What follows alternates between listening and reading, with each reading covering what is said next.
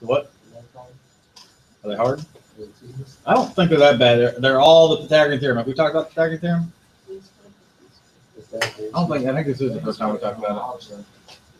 A squared plus B squared equals C squared. So this is when you have a right triangle with a 90-degree angle in it. You're trying to find, you're given two sides, you're trying to find the third side. Okay. So the third side is the hypotenuse. So the hypotenuse is the one over here by itself. So every problem that I do, that's the first thing I will write, because this one's over here by itself. The other two, you can actually mix around the commutative property. 3 plus 4 is 7, or 4 plus 3 is 7. But this one has to be over here by itself. The hypotenuse is the one that is opposite of the 90-degree angle. So it's the one opposite of this on this side right here. It's called the hypotenuse.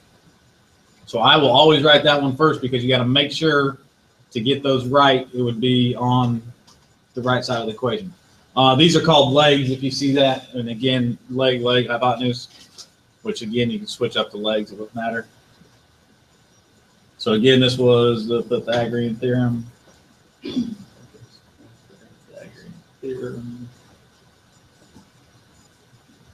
All right, so if I had a right triangle, and I had, I know why they do that on this section. Just thought of it.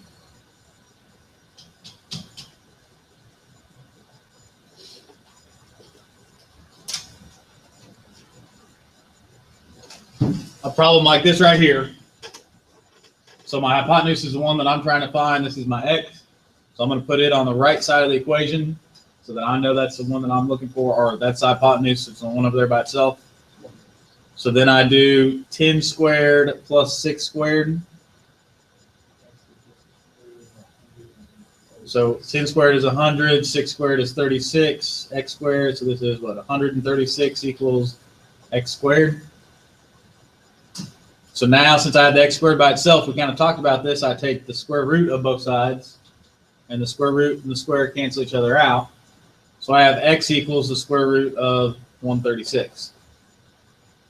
But we know how to simplify square roots. So if I divide that by 2, I get 68. Divide that by 2, I get 34. Divide that by 2, I get 17. That's too right. So it would be, there's my pair that breaks out. These two have to stay in, so multiply them back together. So x is equal to 2 radical 34. 2 square roots of 34.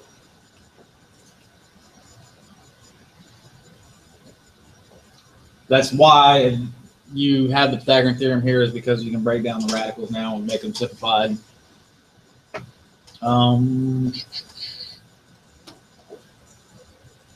Towards the end. So here's one. Let's do this one. 11, 7 squared is 5.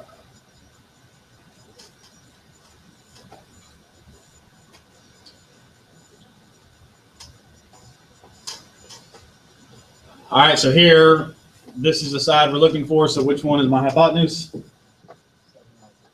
This one right here is my hypotenuse. So that goes over here by itself. I'm going to square that. It's equal to x squared, this side I don't know, and 11 squared, this side I do know. So you have x squared, 11 squared would be 121. 7 square roots of 5 squared. Remember, that's like 7 square roots of 5 times 7 square roots of 5.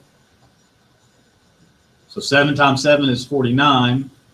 Square root of 5 times square root of 5 is 5. So 49 times 5 would be 245.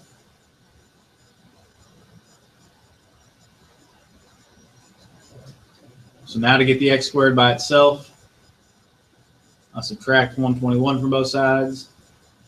124.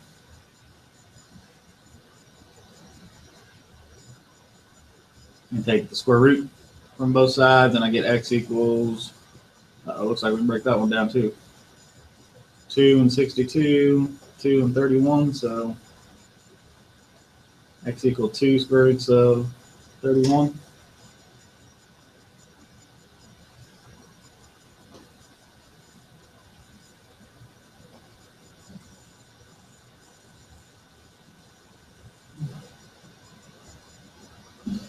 I wonder if I can. Oops.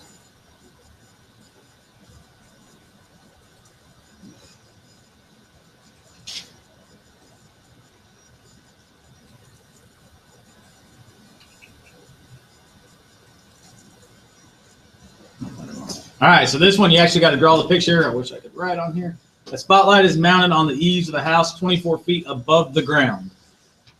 The flower bed runs between the house and the sidewalk, so the closest the ladder can be placed to the house is 18 feet.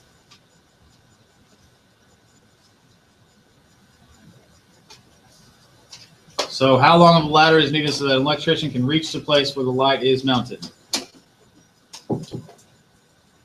All right, so what that said was you have a house here. You have a spotlight that you're putting here, and it's going to be 24 feet above the ground. So the spot right here is 24 feet. But then you have some flowers right here. Some flowers there. You can draw some flowers. And the ladder has to be at least, what is that, 18 feet? Yes, 18 feet away from the house. So this is going to be 18 feet. So if I have my ladder hanging right here, how long does my ladder have to be to actually reach that spot? So you can see, if you look real close in my colorful drawing, you can see it makes a right triangle. So you're actually looking at 24, 18. We don't know what the hypotenuse is. So what's my hypotenuse? Oh, I just said I don't know what the hypotenuse is, didn't I? So x squared over here on the right side. So then you do 18 squared plus 24 squared.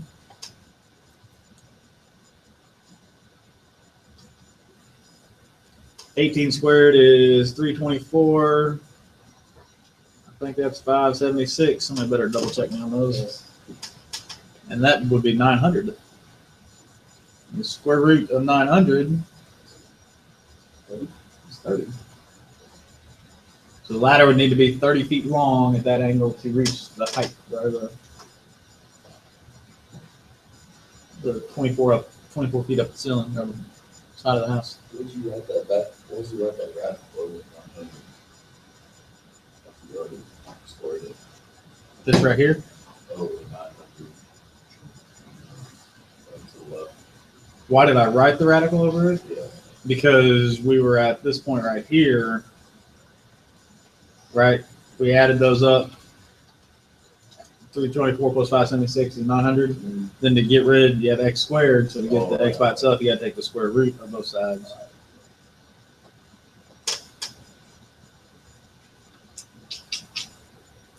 All right, so that's pretty much it for 10.6. The radical equation, the big thing is get it by itself and then square it to get rid of it. Square the equation to get rid of the radical. In 10.7, do you remember my chart? Let's see if I can find it. From like the first day of class. Was this working the first day of class?